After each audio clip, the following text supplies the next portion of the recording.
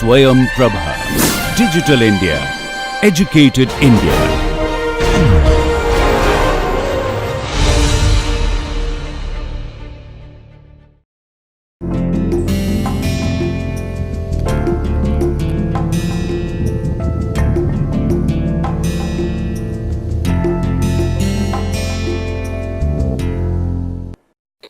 Welcome back to the lecture series in animal physiology. So today we'll be starting with the endocrine system, which we are into the 12th week. So we have 5 more classes. We'll have a couple of additional modules. So endocrine system. So there are systems where cells interact with other cells by different modes. So one of the easiest mode is the nervous system, where a cell secretes certain neurotransmitter, the other cell react to it. Those are very short distance. Then there are situations when one cell secretes and the surrounding cells, multiple cells get affected, in a vicinity, which is paracrine mode. Yet there is another mode which is called endocrine mode. Endocrine mode is situation where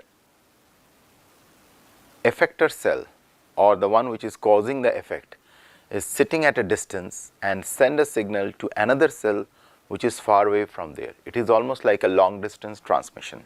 That's what endocrine system is all about. And as a matter of fact, the body could be classified into 3 control systems: nervous system, immune system, endocrine systems. And they continuously crosstalk with each other to achieve any kind of physiological aspect. So one of the things, the way I wanted to introduce this chapter is some of the gory tales of sports where endocrine molecules have been used in as a dopant. So to start off with the first slide, if you see, there are some of the very important personalities: cyclist, 100-meter sprinter Ben Johnson, Wai Xuan, one of the swimmers, so likewise and so on and so forth. And all these people, they made tremendous contribution in sports, yet they will be known for drug abuse. They used performance enhancing drugs. An interesting part of this performance enhancing drugs are most of these drugs. Say for example here, if you could read, it is written EPO. This EPO, our EPO is erythropoietin. Erythropoietin is a molecule which helps in increasing the number of red blood cells.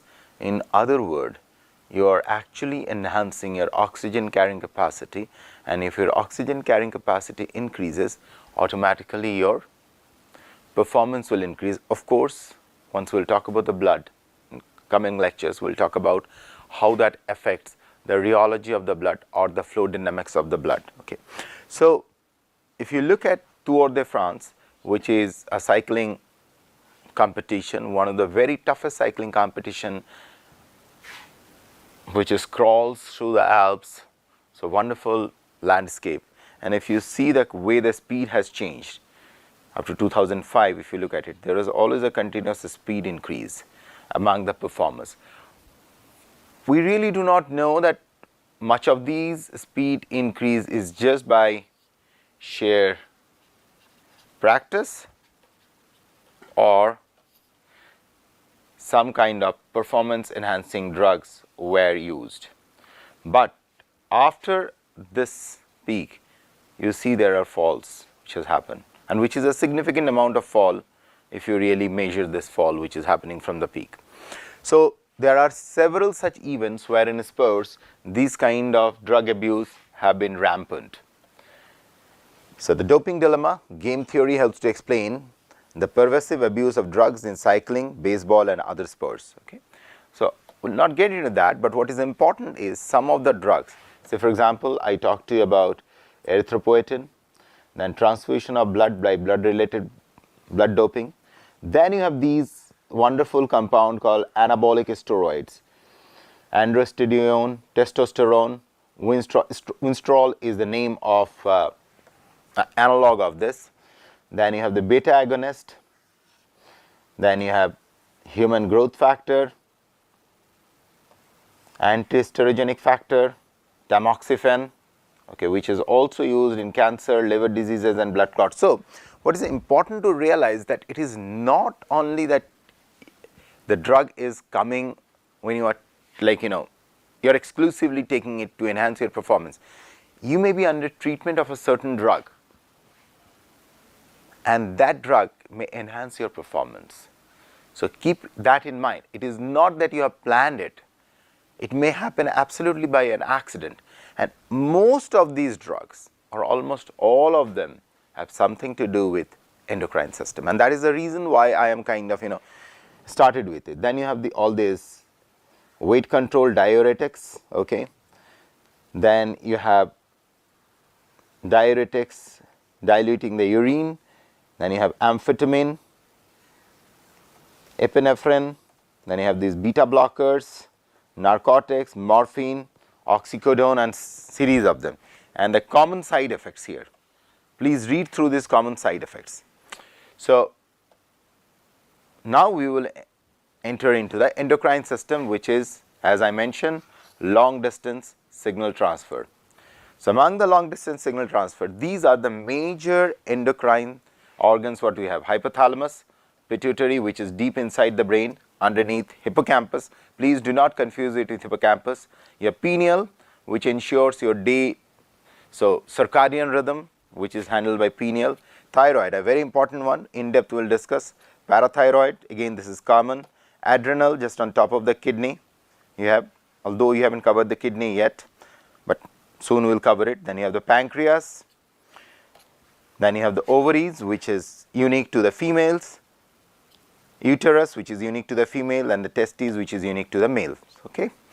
So these are the different, this is a chart which I prepared for you people, so that you have an idea about all the, so you have this hypothalamus out here, which is involved in secretion of growth hormone releasing hormone, corticotrophin releasing, this is the master gland, thyroid releasing hormone, and these are all releasing hormone they are secreting. Okay, so this is a multi-step process. The first one say will send a signal to second one, you release this, then this one will release, then this one will be traveled to another part where it will act. Simultaneously there are reverse route. So the one which is releasing will send a signal, please stop releasing. Then the master organ will tell, okay, I am sending you a signal called secretion inhibiting signal. So it's kind of a very feedback loop which works. Then you have gonadotropin releasing hormone, GnRH, antidiuretic hormone, ADH, oxytocin, which is exclusively happens in the female body, which induces labor pain during childbirth and the release of milk. Okay. Then you have the second major system, which is anterior pituitary. So anterior pituitary, so there are two, hypothalamus is connected to anterior pituitary and posterior pituitary. So the anterior pituitary is involved in growth hormones. It is a growth hormone releasing hormone. There is a one-to-one correlation here. Okay. Corticotrophin releasing hormone, the corticotrophin releasing hormone acting here. Thyroid releasing hormone acting here. Antidiuretic hormone, which is ADH, it is acting, I will tell you later where ADH is acting. ADH is acting in another way.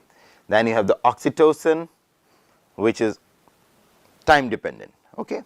Now, antidiuretic hormone actually acting on the posterior, the other side of the pituitary. Okay, we'll come later into that. Then you have the parathyroid, which is secreting parathyroid hormones, and you see these color codes. These color codes are important because the green ones are showing the polypeptides, the magenta is showing the amino acid derivative, and orange one is showing the steroids. Okay. Then you have the thyroid, which is an amino acid derivative, which is secreting thyroxine. Then in the kidney you have the adrenal, which is secreting epinephrine, and two steroid hormones, which is cortisol and aldosterone. and kidney, which is secreting erythropoietin, which increases your red blood cell production, and vitamin D by the kidney, which decreases the blood calcium. Similarly, you have the pancreas, which is islet of Langerhans cells secreting the insulin, which decreases blood glucose, glucagon, which increases the blood glucose. Ovaries in females secrete estradiol, regulates the development and maintenance of secondary sex characteristics in female and other effects. Then you have progesterone, which prepares the uterus for pregnancy. These are two unique stuff in the female body, whereas in the male body you have the testes, which regulates the development and maintenance of secondary sex characteristics in male and other effects. We will come to that later. So, now from here we will move on to the characteristic of these three, and if you look at the characteristics of these three, this is how it looks like. These are the polypeptides, long polypeptide chains, as you could see. They bind to the receptor and then the cascade of event takes place.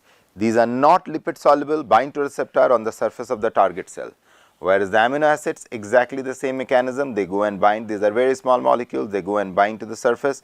Most non-lipid soluble, bind to receptor and surface of the target cell. Then comes the steroid.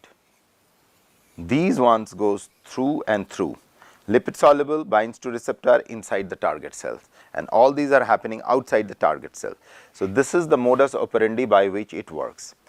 Now, overall function of the endocrine system includes reproduction, response to stress and injury, growth and sexual development, body energy level, internal balance of the body segments, and bone and muscle strength. Here you have the hypothalamus pituitary axis. So, this is where this is your pituitary,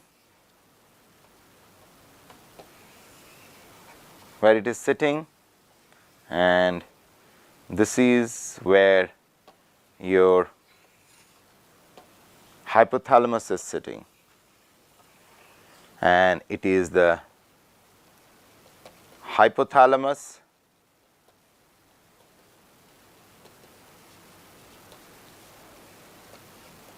pituitary axis, which regulates most of the endocrine system of our body. Okay. This is how really the axis looks like. So, this is your posterior pituitary. So, posterior pituitary and anterior pituitary has this difference, that posterior pituitary is directly connected by the nervous system. This is the direct connectivity to the posterior pituitary, if you follow this. Okay. So, it does not depend on any kind of transmission of the molecules via blood. Okay. So, here you have the hypothalamus. So, this is the hypothalamus releasing hormones and inhibiting hormones that directly influence the anterior pituitary hormone secretion. Okay. Hypothalamus produces two hormones, oxytocin and antidiuretic hormone, that are stored in the posterior pituitary. So, this is I was telling you that these two, oxytocin and antidiuretic hormone, we go back to that master sheet, you will realize it. Here it is, oxytocin and antidiuretic hormone. These are directly going to posterior pituitary. Okay. Now, coming back, then hypothalamus oversees the autonomic nervous system, which is ANS,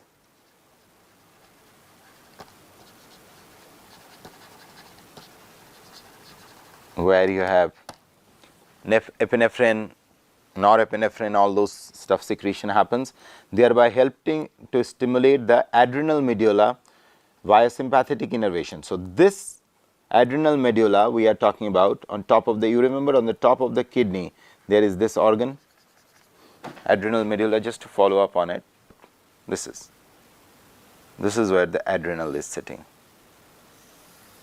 Okay. So, just think of it, this is the kind of control level we are talking about, this is the kind of distance these molecules follow. So, coming back, So hypothalamus oversees the ANS, thereby helping to stimulate the adrenal medulla via sympathetic innervation, which is part of the autonomic nervous system. So this is where it is, sympathetic preganglionic axon. They are forming synapses on the, so this is basically a neuroendocrine axis. This is that neuroendocrine axis we are talking about. Here you have the adrenal gland, you have the adrenal medulla, this is adrenal cortex, and the secretion of epinephrine and norepinephrine happening from these adrenal medulla is regulated by the neuroendocrine axis. So this is how much of this chart works, and out here you have the anterior pituitary, where the signaling from hypothalamus to anterior pituitary happens via blood vessels, instead of, or unlike posterior pituitary, where there are direct innervation. So on a much more broader scale, this is how it looks like. If you look at it, there is a direct contact, neurons of the supraoptic and periventricular nuclei directly innervating into the posterior pituitary, whereas out here if you look at it, this is how the secretion is taken. Neurons of the dorsal medial, ventral medial and infundibular nuclei, they are secreting to the blood vessels, and these blood vessels are bringing the signals to the anterior pituitary. Whereas in the posterior pituitary, you see there is a direct connection of the nervous system onto the posterior pituitary, which is also called the pars nervosa, because this posterior pituitary is also considered as part of the nervous system. So this is the fundamental difference you should keep in mind. So this is the stem of the hypothalamus pituitary axis, this is the median eminence of that structure, and these are the primary capillaries of the plexus. Okay, and these are the endocrine cells of anterior pituitary. AP stands for anterior pituitary. Hormones produced in the hypothalamus and released in the pars nervosa. So all these hormones are marked like this, which is the direct contact stimulating or inhibiting hormone produced in the hypothalamus, shown in different colors, and the hormones produced in the pars distalis. Pars distalis out here is, that means this is anterior pituitary. Now moving on to the next slide. Here is our next slide where we are talking about hypothalamus, and this is the direct connection to posterior pituitary, where it is secreting ADH and oxytocin. These hormones move down the axon to axon terminals. When appropriate, ADH and oxytocin are secreted from the axon terminal into the bloodstream. Okay? Whereas if you look out here, neurosecretory cells produce hypothalamic releasing and hypothalamic inhibiting hormones. This is for the anterior pituitary, and these hormones are secreted in the portal systems. Here you have the portal system sitting.